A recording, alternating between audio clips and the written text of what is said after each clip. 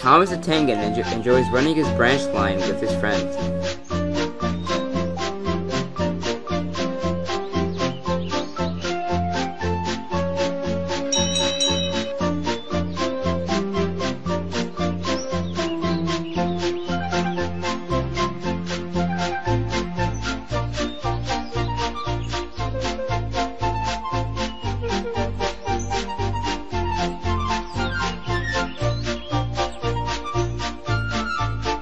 Percy, Toby, Duck, Oliver, Toad, and Daisy help out. The line thrives so well that the Fat Controller decided to close the line down for a while so that the engines can help out elsewhere. Oliver was standing at the quarry, Daisy was falling to use as a passenger rail car, and Toad was used as the random break-in in the main line.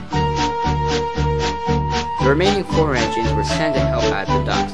Thomas and Tubba were a bit skeptical about their coaches, but Edward assured them that they'll be safe.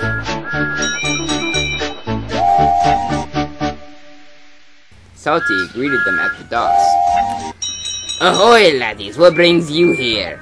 Our branchline closed down for a bit, so we were sent to help out at different parts of the island to help out, explained Toby. "Ah, very well. The docks are much different from the branch lines. The sidings are most important."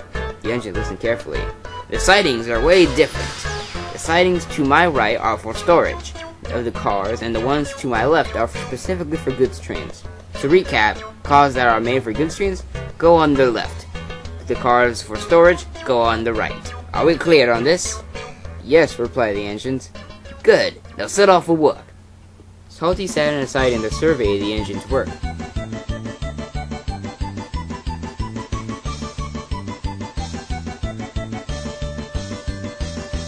Everyone caught on swiftly except for Percy. He wrongly put James's tanker train for Henry, leaving Henry's log train for James.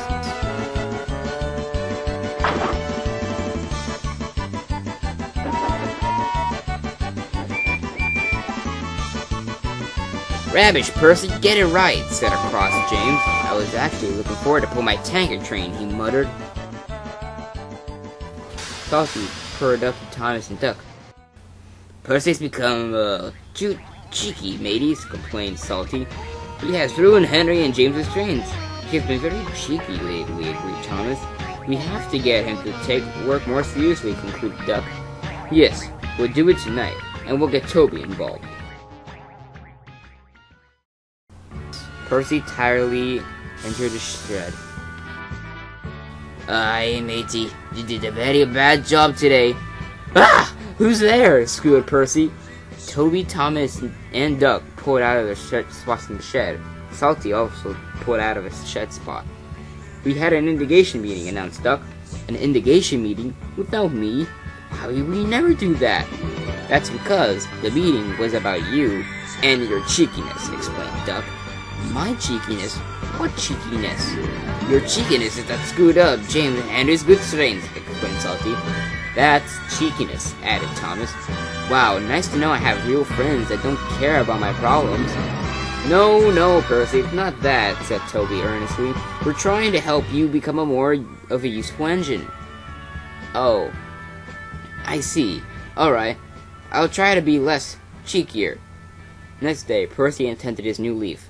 There's been a holdup at one of the sidings. Donald hasn't picked up a goods train, Toby had some cars shut in forever to train, and the other goods sidings were occupied. "Ah well, I have to get my train," sighed Salty. He decided to go around the docks for his train. The signalman didn't switch the points, and Salty kept rolling onto the siding where a new Tubba was being loaded into the water. He couldn't stop. He smashed into the breakdown train, and the boats and the train slid into the water. Salty slid in the water too, and he was submerged. He felt silly. Everyone was silent, except for cheeky Percy. "Percy," scolded Duck, "you said you would stop your cheeky ways." "I never made any promises." "You see, no one else is laughing besides you," pointed out Thomas. "Because I got humor." Percy began laughing again. Cranky the Crane had enough of the laughter. He swung Percy with the package knocking off the rails.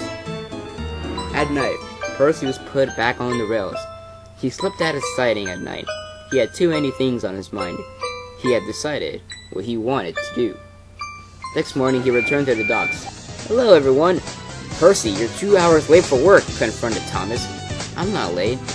I just came here to tell you about my new job at the Quarry." "The Quarry?" "Yes, I completed the top hat, and he switched my jobs with Oliver's. So he should be here shortly. Goodbye."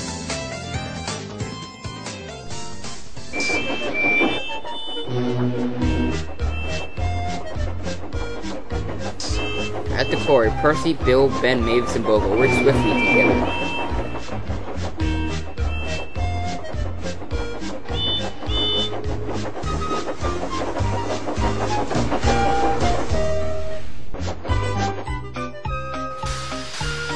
Bubba purred over to Percy.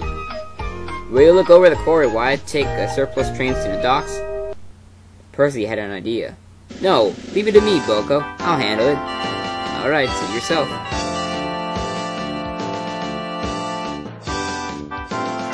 He hurried over to the twins. "You two, start setting up the surplus train." "Ugh, I'm tired of Boko pushing us around," flustered Bill. "Let's shut these cars the wrong way to piss them off," suggested Ben. "Oh, that is devious," replied Bill. "Let's do it." They went along shutting the empty trucks the wrong way. However, they weren't aware that Percy would take the train for Boko. "These cars are in the wrong way," fumed Percy. "Oh, we're sorry, Percy. Let us rearrange that for you," said the twins in unison. No, time is time. I shall have to take these with my cab looking at the track ahead and my face facing this awful shade of gray from these empty trucks." The trucks were horrified.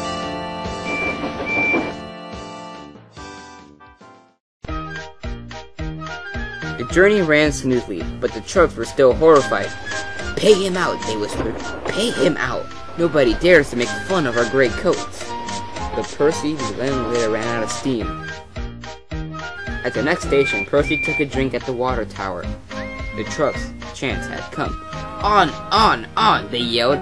They ruined Percy's drink and started to push him along the line. "Help! Help!" squealed Percy as he was pushed through Henry Gordon, James, and Maverick.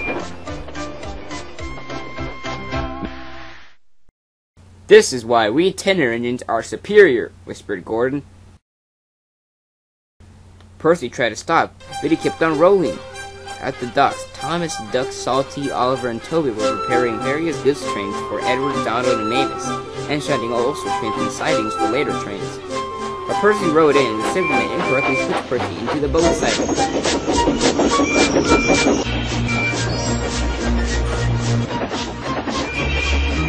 "Oh, the seawater's cold," squealed Percy as the truck slid him into the water. The truck surged forward, pushing Percy far more into the water. When the third truck's wheels were finally submerged in the water, their energy to push had stopped. Percy felt ridiculous. "Look, Percy, you went farther than Salty in the water," teased Thomas. "Let's go get your gold medal, Percy," teased Duck. "Gold medal, Percy, teased Oliver and Toby. "Ha ha ha ha," laughed Cranky. "How does it feel to be a submarine now, Percy?" teased Salty. Now you see how I feel yesterday." Percy said no more. Once Percy was fished out, he ran to the same siding as he slept last night. He slept there the whole night, feeling excruciatingly embarrassed.